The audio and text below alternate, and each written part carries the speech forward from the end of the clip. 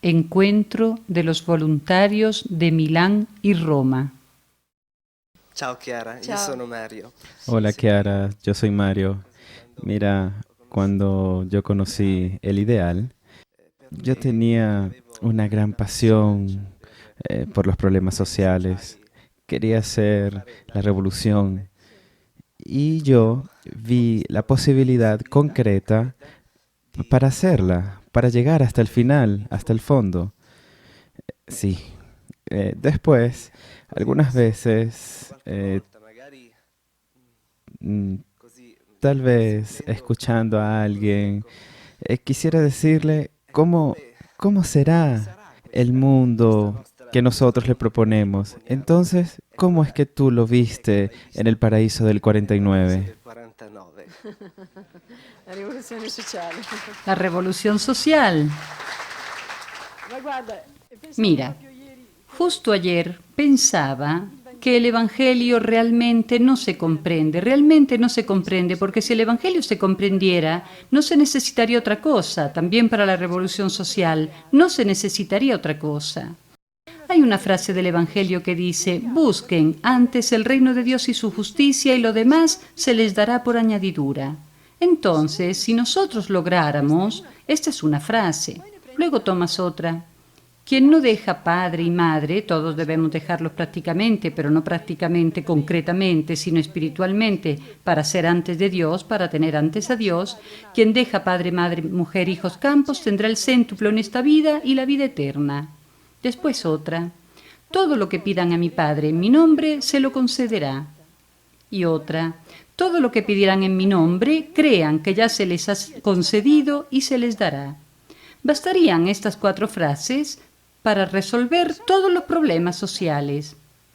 Ustedes dirán, pero Chiara, ¿qué tiene que ver todo esto? Claro que tiene que ver, porque cuando Jesús dijo: busquen ante todo el reino de Dios y su justicia y todo lo demás se les dará por añadidura, este resto era el pan, era la casa, era el alimento, era el vestido, eran los hijos, una buena familia, era todo lo demás que tenía que llegar por añadidura. Y cuando dice tendrán el céntuplo, 100 padres, 100 casas, 100 hermanos, 100 hermanas, 100 madres, y después continúa diciendo pidan y obtendrán, es Dios y te puede dar todo. El caso es que voluntarios o popos, no sé cómo llamarles, el hecho es que nosotros le damos al Evangelio solo la dimensión espiritual, mientras que el Evangelio tiene, no sé en cuántas de sus frases, la dimensión humana, porque en casi todas, Jesús, que es hombre Dios, no es que siempre lo que dice Foco, está el Padre Nuestro, pero está también el pan nuestro. Tanto es así que en el Padre Nuestro nos dice de pedir el pan para decir de pedir cosas concretas. Yo comprendo que se puede deducir una doctrina social cristiana, que se pueden estudiar a fondo sistemas económicos, sistemas sociales, pero ¿quién tuvo el coraje de imponer una revolución con las palabras de Dios? Yo creo que nadie. ¿Saben por qué nadie? Porque no las han comprendido. Nosotros, popos, estamos todavía en la situación de reevangelizarnos a nosotros mismos. Estamos apenas experimentando un poco, que pidiendo se obtiene, que buscando el reino de Dios lo demás llega por añadidura. Estamos experimentándolo un poco, pero cuando lo experimentaremos de una manera realmente, cuando ya será vida de nuestra vida, Dios en carne, y lo podremos también realizar entre todos aquellos que están subdesarrollados, y diremos: además de llevar el pan, porque es necesario comenzar, es Evangelio, den de comer a quien tiene hambre, dan de beber a quien tiene sed, es Evangelio.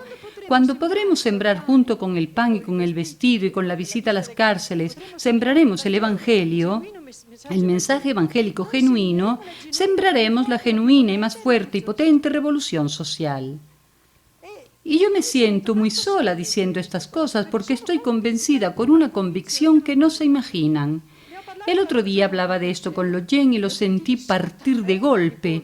Después supe, no sé si también ustedes vieron esta respuesta que les di, que era más o menos la tuya, y partieron en cuarta. Y yo, con el entusiasmo de asumirme a estos jóvenes, Digo, estos se dejan engañar porque van o con los comunistas y quedan atrapados, o con los liberales, con el liberalismo y quedan atrapados, de aquí quedan engañados, de allá desilusionados. Entonces, miren, vengan conmigo, vengan con mi partido, les dije.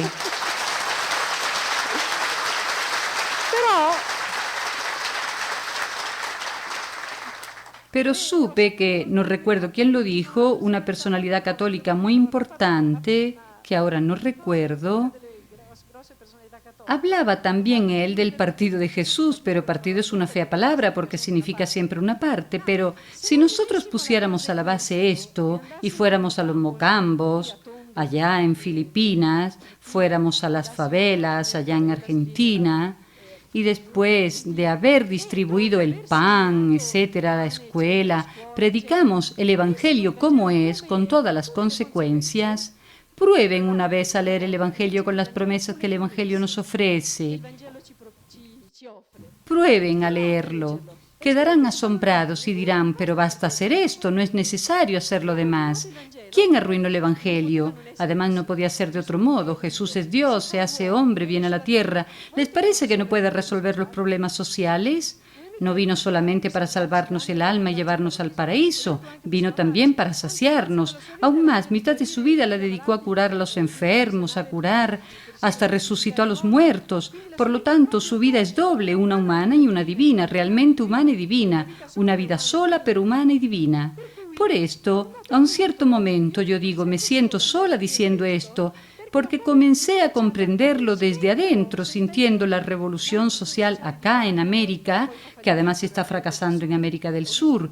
He visto cuántos fracasos me cuentan estos jóvenes que se lanzan a hacer muchas cosas en América del Sur, o también personas adultas que luego no logran resolver la cuestión, porque o se lanzan de una parte o de otra. Además existen controversias, odios y muchas cosas. Pero si comprendiéramos bien a Jesús, quién es Jesús, nosotros habríamos resuelto todo. Miren, somos pocos, somos pequeños, pero tenemos un tesoro que un día u otro, estoy convencida, estallará. Porque esta convicción me la puso dentro la Virgen con su Magnificat, que dice, despojó a los potentes del trono y elevó a los humildes, despidió a los ricos con las manos vacías y colmó de bienes a los hambrientos. Ahora bien, he aquí la revolución social, colmar de bienes a los hambrientos y despedir sin tantas revoluciones, sin caerles encima, despedir a los ricos con las manos vacías. Basta mandarlos a casa con las manos vacías.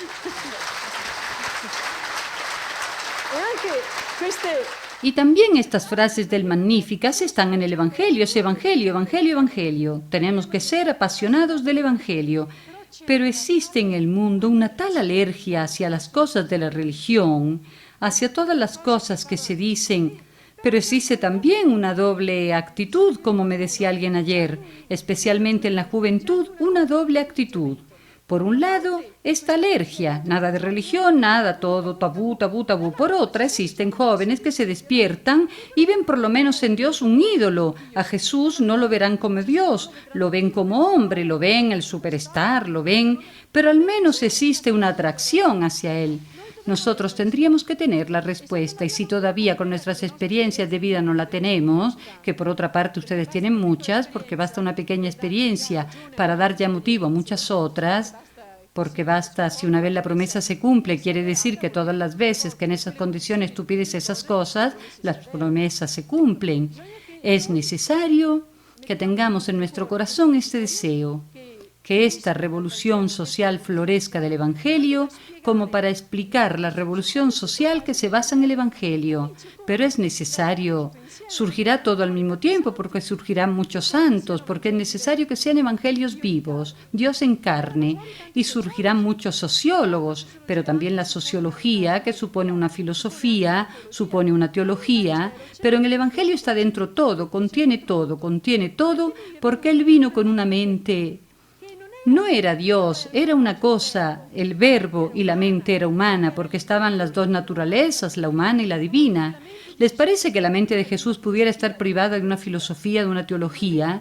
Una mente de Dios, la mente del Hijo de Dios, tenía la más alta teología, la más alta filosofía. Y ahora el Centro Estudio este año está muy cargado de trabajo y tomará los elementos que ustedes le proporcionen A medida que se estudian, profundizan justo esto, lo que se encuentra en el Evangelio de teología, de filosofía, de sociología, de psicología, comenzando por allí. En el Evangelio comenzamos, tendremos el valor. Yo, pequeña como soy, mezquina como soy, siento el coraje porque alguien me lo pone dentro, pero si también estuviesen ustedes todavía tendría más coraje.